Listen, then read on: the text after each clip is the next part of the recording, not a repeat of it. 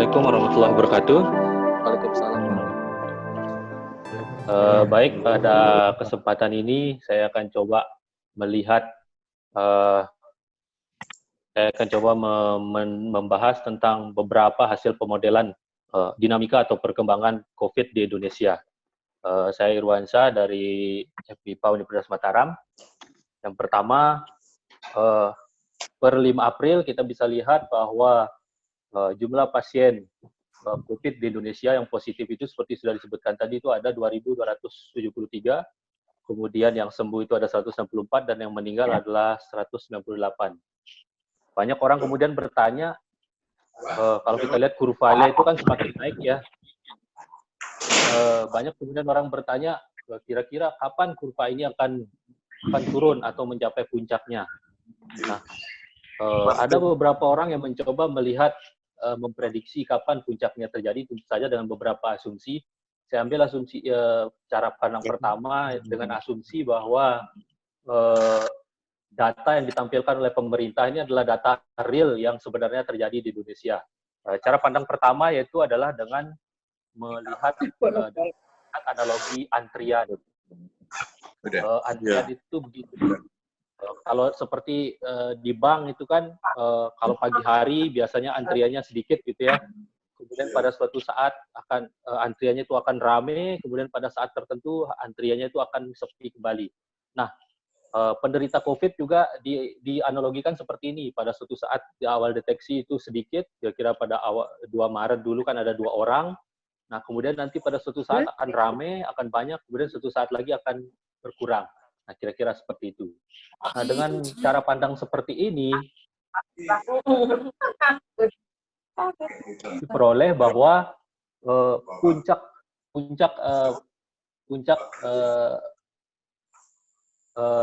naiknya kurva jumlah penderita COVID itu ada pada sekitar tanggal 10 sampai 15 April. Nah, kemudian akan berakhir pada awal Juni, dan diperkirakan total korbannya itu ada sekitar 6.000. Ya, lebih tepatnya sih 6.172. Nah, tapi cara pandang ini menggunakan cara pandang yang optimis. Kenapa saya bilang optimis? Karena menggunakan beberapa asumsi. Asumsi pertama adalah si pemodel mengasumsikan bahwa sudah ada intervensi keras dari pemerintah dari sejak minggu ketiga Maret. Kemudian yang kedua adalah social distancing atau lockdown itu berhasil 100%. Nah, dengan dua asumsi ini, kemudian yang ketiga adalah datanya adalah data real yang benar-benar terjadi di Indonesia. Jadi tidak bisa jadi tidak ada asumsi bahwa data tersebut bisa jadi ada yang tidak terrecord ya. Nah, sehingga prediksi ini adalah prediksi yang paling optimis. Nah, jadi tidak melihat bagaimana kalau misalkan social distancing-nya itu tidak 100% berhasil. Nah, dan ini juga mengasumsikan bahwa pemerintah melarang adanya mudik. Jadi kalau misalkan ada mudik, maka model ini bisa jadi gagal. Ya. Nah, kemudian kita bertanya, bagaimana kalau misalkan social distancing-nya tidak berhasil, atau kemudian pemerintah terlambat mengambil keputusan untuk mengetatkan proses social distancing, atau kemudian misalkan datanya misalkan tidak real, atau misalkan ada kasus yang tidak terdeteksi, maka kita menggunakan cara pandang kedua. Nah, cara pandang kedua ini mengelompokkan populasi atau orang-orang di Indonesia menjadi sekitar 6 kelompok. Di mana kelompok pertama adalah kelompok sehat, kemudian kelompok kedua adalah kelompok yang terekspos. Terekspos di sini belum tentu sakit, jadi bisa saja cuma virusnya itu menempel di sekitar badannya dia atau ada di sekitar dia. Kemudian adalah kelompok ketiga adalah yang terinfeksi, di mana ini sudah menunjukkan gejala-gejala COVID. Nah, kemudian ada kelompok ketiga adalah keempat itu kelompok yang dikarantina, di mana di antara kelompok yang dikarantina ini nanti ada yang sembuh, ada yang meninggal. Nah, cara pandang ini adalah cara pandang model pandemi yang secara umum digunakan di dunia ya, di Cina, di Inggris, di Amerika, di mana-mana ini digunakan, yang biasanya disebut sebagai model SEIQR atau singkatan dari Susceptible, Exposed, Infected, Quarantine, and Recovered. Nah, dengan menggunakan cara pandang ini, ada 3 hal yang bisa kita lihat yang mungkin yang merupakan faktor intervensi dari pemerintah yang paling berpengaruh itu paling 3 hal. Yang pertama adalah cepat lambatnya pembatasan kontak. Nah, pembatasan kontak di sini saya menggunakan istilah pembatasan kontak dalam arti sebenarnya di sini bisa dalam bentuk social distancing, physical distancing, lockdown, partial lockdown dan lain-lain. Kemudian yang kedua adalah tingkat keberhasilannya. Pembatasan kontak itu berhasilnya berapa persen. Kemudian yang ketiga, cepat lambatnya pelaporan kasus. Nah, di sini cepat lambat pelaporan kasus itu maksudnya adalah berapa hari setelah seseorang itu terinfeksi, kemudian dinyatakan positif atau negatif. Nah, itu cepat lambatnya pelaporan kasus. Nah, dengan menggunakan cara melihat ini, kalau kita misalkan memainkan parameternya, maka misal contoh, kita simulasikan di kota Jakarta yang dengan populasi lebih kurang 10 juta orang.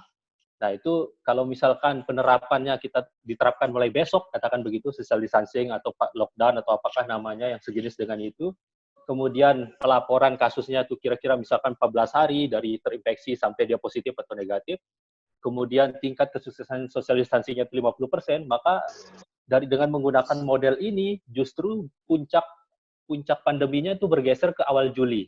Jadi sekitar awal Juli. Kalau misalkan kita nah di sini bisa kita lihat bahwa kalau terlambat, puncak yang tadi diprediksi dengan menggunakan dengan model cara pandang optimis itu adalah sekitar pertengahan April. Nah sekarang malah bergeser ke awal Juli. Dan jumlah yang meninggal itu sekitar 25 ribuan. Dan akumulasi kasus itu bisa sampai 46 ribu. Nah ini hanya di Jakarta. Dengan asumsi bahwa orang yang meninggal selama 2 minggu tidak meninggalkan provinsi tersebut. Nah ini kalau kita melihat, kalau simulasi memainkan parameter yang 3 tadi. Nah sehingga di sini kita bisa melihat bahwa cepat lambatnya mengambil keputusan, diketatkannya social distancing atau lockdown atau partial lockdown dan sebagainya. Kemudian berapa lama pelaporan dari infeksi sampai positif atau negatif, kemudian tingkat kesuksesan dari social distancing atau lockdown-nya itu berapa persen. Nah, itu sangat berpengaruh pada tercapainya puncak kurva jumlah penderita. Nah, sehingga di sini yang saya ingin tekankan adalah yang pertama itu adalah durasi pelaporan. Nah, di sini ada 2 hal yang minimal terkait dengan durasi pelaporan, yaitu yang pertama adalah tracking kontak dari orang yang positif. Kemudian yang kedua adalah seberapa lama tes yang dilakukan. Kalau kita lihat, kalau kita di Indonesia sekarang kan secara umum itu ada 2 tempat tes, ya sehingga kalau sampelnya dikirim ke sana dari seluruh Indonesia itu kira-kira 1 minggu itu dari kirim sampel sampai keluar hasil, belum dari kontak, belum dari terinfeksi, sehingga 14 hari itu salah satu angka yang bisa dikatakan cukup real. Nah, sehingga kemudian kok bisa sebanyak ini prediksinya? Mungkin coba kita lihat dengan cara pandang yang lain. Kita lihat dengan melihat persentase kematian per 5 April. Nah, per 5 April bisa kita lihat di Indonesia itu persentase pasien COVID yang meninggal itu ada sebesar 8,71%. Kalau kita bandingkan dengan Tiongkok itu ada 4,07%.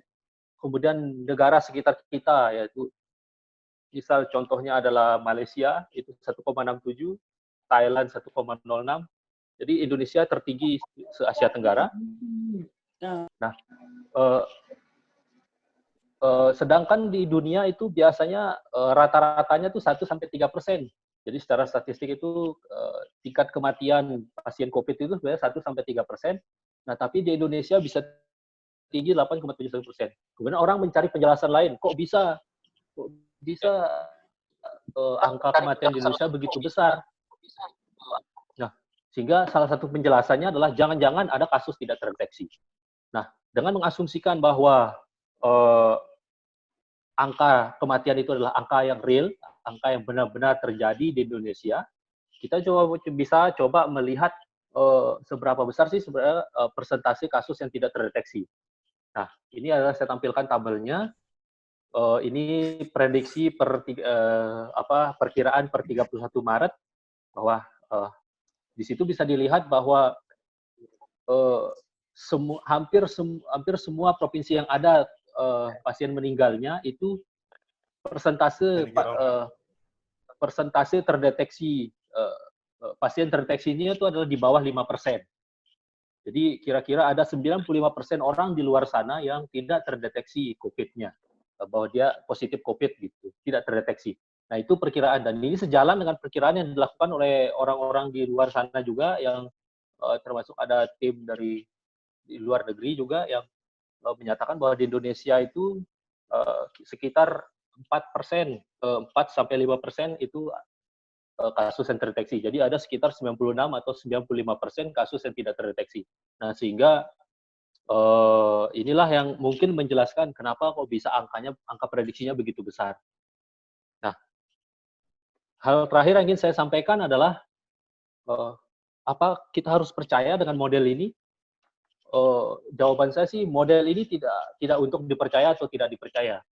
Jadi yang ingin disampaikan oleh orang yang memodelkan atau ahli matematika yang memodelkan prediksi ini adalah bahwa dengan asumsi tertentu, uh, dengan asumsi tertentu, kalau kita kita kerjakan asumsi itu, maka kita akan bisa mendapatkan gambaran bahwa inilah yang akan terjadi di Indonesia, seperti itulah. Jadi bisa saja model yang saya sampaikan ini tidak sesuai lapangan karena asumsinya bisa berbeda dengan ada kasus real, sehingga ya boleh tidak percaya, boleh percaya. Tapi yang jelas adalah tujuan akhir dari pemodelan ini adalah untuk bagaimana memberikan kita gambaran apa yang terjadi kalau misalkan faktor-faktor itu tidak dilihat dengan serius. Nah, jadi memberikan kita gambaran sehingga mungkin ada petunjuk untuk kita menangani kasus ini. Mungkin itu saja yang perlu saya sampaikan. Terima kasih atas atensinya. Baik, terima kasih Pak Dr. Irwansyah atas sajian materi yang telah disampaikan. Nah, tadi beberapa ulasan yang sedikit bisa saya ambil dan teman-teman semua dari materi dari Bapak Dr. Irwansyah. Kemungkinan awal Juni dengan catatan 40 sampai 15 April untuk puncak pandemi virus corona ini, dan kemungkinan akhir itu terjadi di awal Juni. Kemudian prediksi untuk jumlah korbannya sekitar 6 ribuan dengan catatan apabila kebijakan-kebijakan misalnya pembatasan sosial atau lockdown parsial itu berjalan secara efektif dan lain semacamnya. Nah, beberapa materi yang disampaikan oleh Dr. Irwansyah nanti di dalam sesi tanya jawab kita akan ulas lebih dalam.